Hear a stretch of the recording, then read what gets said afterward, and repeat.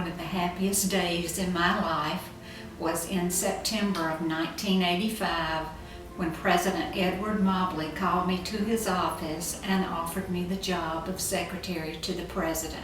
This began my 11-year career with the founding president of Bainbridge Junior College.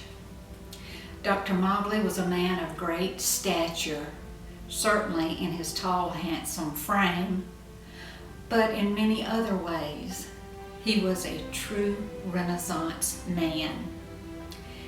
He was a great leader, humanitarian, athlete, teacher, and musician, and most importantly, a great husband to Martha and a great dad to Laurel.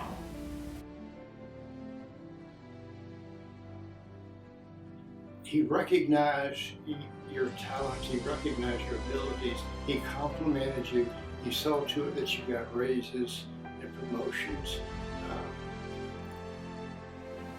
You were regarded as an important part of the institution.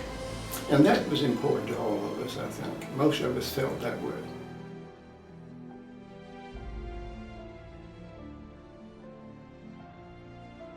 He's a musician, and yet he studied in Germany and studied philosophy in Germany.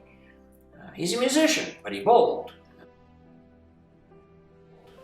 He just had a whole wide range of interests that made this place a much better place for all of us, for faculty, staff, and especially students. Dr. Mobley has really influenced my life. At the time, I didn't even have a bachelor's degree.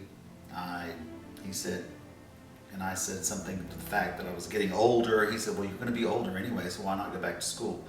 So I finally finished my bachelor's and my master's degree. And he always supported me in that and any endeavor, especially anything having to do with the arts. Always supporting the arts and supporting people. He is a fine, fine man. I would define him as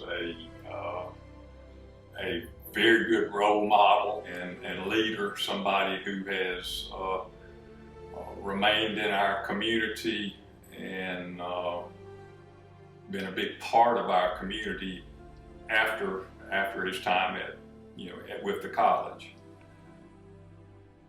When I moved to Bainbridge in 1996, I didn't know anyone and didn't have any family here. And I found out there was a little theater, which is my thing. So I went to the little theater and I met Dr. Mobley, Ed, and Martha, his wife. And basically they took me under their wing and made me a part of their family. And I did my first show, which was Gypsy. And Ed was the drummer in that show. And he kept asking me, what do you do? Did you go to school? What have you done? And I said, well, I went to school shortly out of high school, but I didn't like it, so I quit and I never went back. And he's like, you're a smart girl, you're really talented, you need to go to school. And it kind of put that little bug in my mind that I needed to get an education. And so he kept on, he was very persistent about how important it was to have an education and how much it would change my life. So I give that a lot of credit for finally giving me that confidence to go back to school and get my degree. And the kind thing was that he and Martha never let go when I moved away to go to college. I mean, they would send me money when I needed it at times, and they would always support me, and they were just very loving and kind. So a part of who I am today is because of Ed Mobley.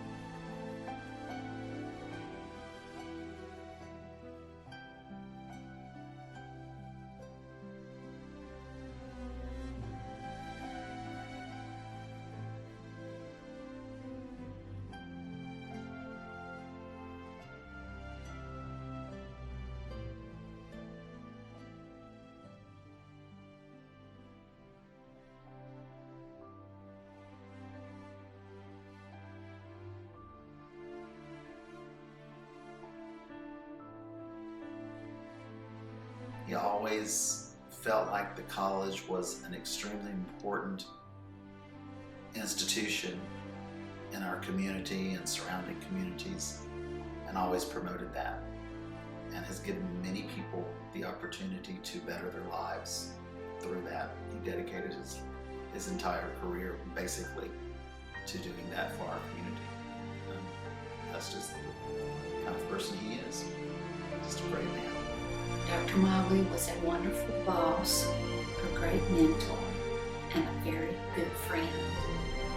I will always be grateful to Dr. Edward David Mobley for giving me the opportunity to work with him in the President's office.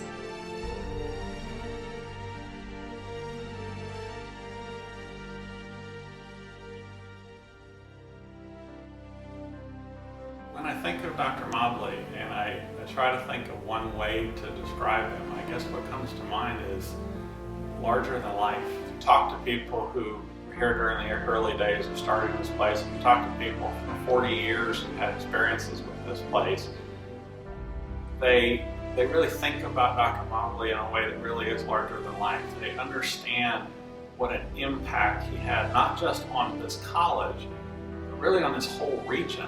So many supporters of the institution say that Bainbridge and Decatur County in Southwest Georgia just wouldn't be what they are today without the work that he did.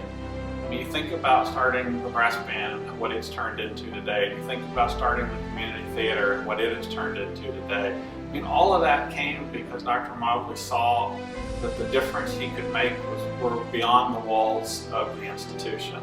And so in so many ways, his impact on all of us really is larger than life. And it is an impact that we're going to feel literally for generations to come. And what an